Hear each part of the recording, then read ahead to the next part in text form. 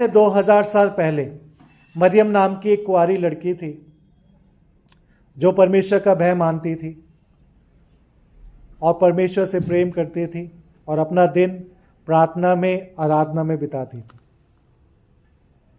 तभी एक जिब्राइल नाम का स्वर्गदूत एक दिन उसके पास प्रकट हुआ और उसने उससे कहा, हे मरियम, परमेश्वर की कृपा तुझ पे हुई है और तू गर्भवती होगी और एक पुत्र जनेगी जो इमैनुएल होगा।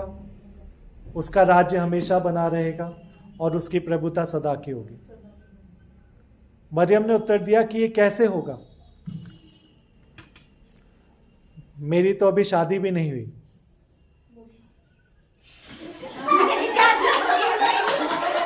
एक्टिंग है, एक्टिंग। ये सबसे बड़ा बच्चा तो हंस रहा है। ओके, तो मरियम ने बोला, अभी तो मेरी शादी भी नहीं, घुटनों पे आओ भाई, अभी तो मेरी शादी भी नहीं।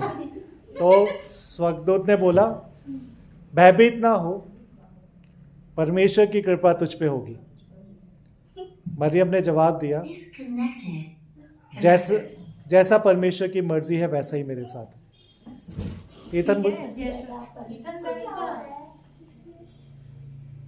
जैसा परमेश्वर की मर्जी है, जैसा परमेश्वर की मर्जी है वैसा ही मेरे साथ हो। हे स्त्री, तू धन्य है। आमीन। सीन 2। ठीक है, अब चले जाएगा स्वर्गदूत और तू प्रार्थना करने लगे। इसके पश्चात मरियम का मंगेतर यूसुफ, जिससे उसकी शादी तय थी, जब उसे यह समाचार पता चला कि मरियम गर्भ से है, वो इस बात को लेकर बहुत चिंतित हुआ।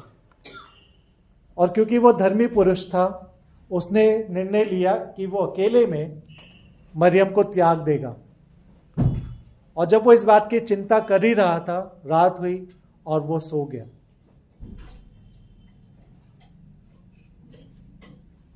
सपने में उसके पास जिब्राइल स्वर्गदूत आया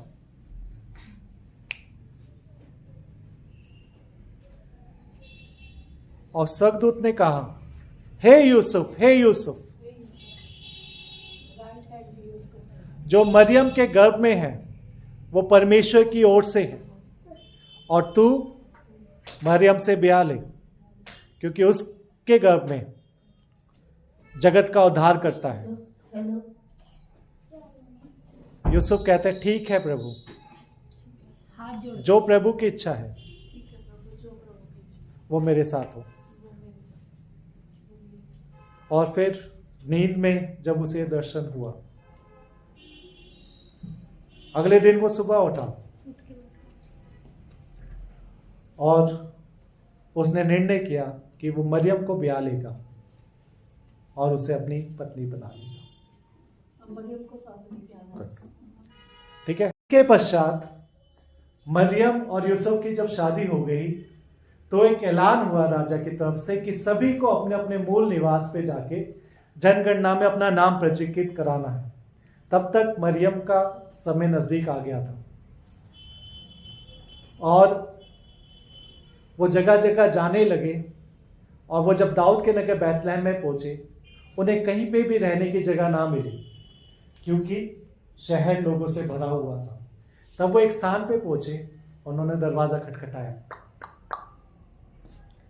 और वहां के मालिक ने पूछा, हाँ, मैं आपकी कैसे मदद कर सकता हूं?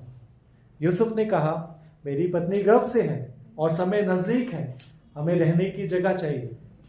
तो उस जगह के मालिक ने कहा, मेरे पास यहाँ तो कोई कमरा खाली नहीं है, पर एक चरनी है जहाँ पे जानवर हैं, आप चाहो तो वहां पे रात बिता सकते हो। यूसुफ ने मरियम से पूछा, क्या ये सही रहेगा? ज्योति की तरफ देख के पूछो ना। मरियम ने कहा, हाँ, कोई बात नहीं, जहाँ पे जिस हाल में प्रभु रखे मैं खुश हूँ। और फिर वो उन्हें लेके गया और जानवरों के बीच में एक स्थान पर उन्हें छोड़ दिया। और उस रात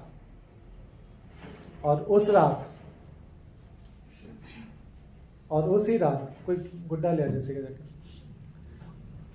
आपको खड़े रहना है यूसुफ साहब, ठीक है। और उस रात जब वो वहां चढ़नी में थे, मरियम ने यीशु मसीह को, जो जगत का उद्धार करता है, जन्म दिया।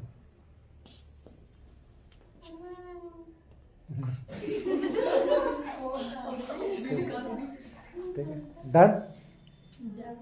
चलो, ये उसी रात बैतलहम के पहाड़ों पे चरवाहे अपनी भीड़ों को चरा रहे थे। और वो जब वो चरा रहे थे तो वो एक जगह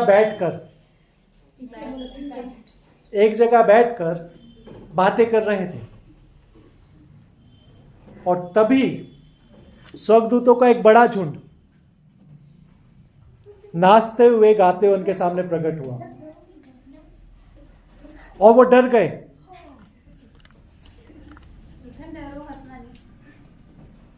वो डर गए, भयभीत हो गए। और स्वर्गदूतों ने उनसे कहा, कुछ स्वर्गदूत उनके पीछे खड़े हो जाओ ना, एक स्वर्गदूत यहाँ रहना, उनके पीछे डांस करते रहो, तुम डांस करते रहो। स्वर्गदूतों ने कहा, दाऊद के नगर बैतलहम में उद्धारकर्ता जन्मा है और तुम उसे एक चंडी में, एक कपड़े में लिपटा हुआ पाओगे, और वही जगत का उद्धार करता है। और स्वर्गदूतों को गडरियों ने दंडवत किया। और स्वर्गदूतों के जाने के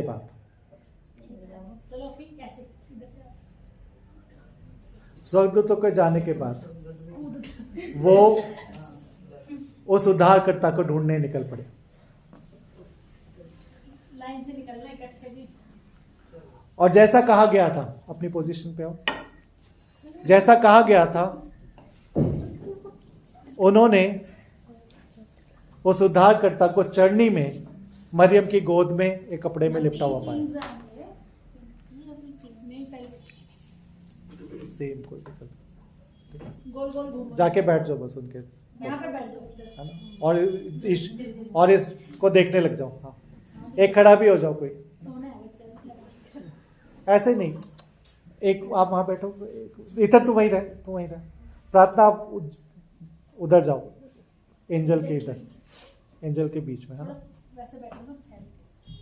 यस, थोड़ा और इधर, थोड़ा और इधर प्रार्थना। और आप वहीं बैठो, हाँ खड़े हो जाओ बस। आप नहीं, आप प्रार्थना। हाँ, और एंजल आप उधर जाके खड़े हो जाओ, ठीक है।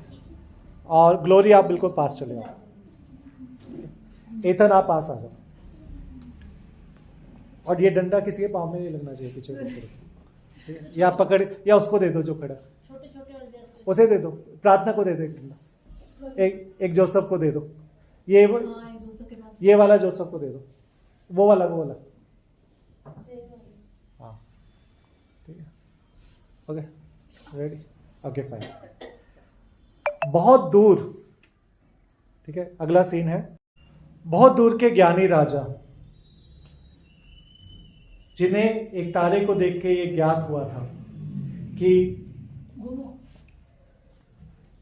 एक राजा जन्मा है, वो उस तारे को पीछे पहुंचते पहुंचते पहले हेरोदेस राजा के पास गए, फिर हेरोदेस राजा के पास से निकल के वो फिर उस तारे के पीछे चलते चलते वो बैतलहम की उस छोटी चढ़नी में पहुंचे। और उन्हें पता था कि यही वो राजा है जिसके जन्म की भविष्यवाणी हुई। एक राजा ने सोना चढ़ाया एक तोहफे के रूप में, देन स्टैंड, हाँ स्टैंड नियर प्रार्थना के साथ खड़े हो जाओ। दूसरे राजा ने मुर्ग चढ़ाया, और तीसरे राजा ने घुटने पे आके ऑन वन नी, हाँ लोबान चढ़ाया, ठीक है। ऐसे खड़े हो जाओ, एक इधर राबी प्रार्थना के साथ, आप घूम के जाके उसके साथ, घूम के जाके राबी आप प्रार्थना के साथ, ठीक है। और ऐसे घूम के जाके वहां से खड़े हो जाओ, ठीक है। और डिम्पल आप उनके पीछे, ठीक है, ओके, ठीक है। और इस तरह जगत के उद्धारकर्ता का जन्म हुआ, और स्वर्गदूतों ने बहुत आनंद मनाया, गडरियों ने बहुत आनंद मनाया कि जगत का उद्धारकर्ता जन्मा है। और स्वर्गदूत करें अब ऐसे नाचते नाचते, और तुम सभी क्या दिन खुशी का आया,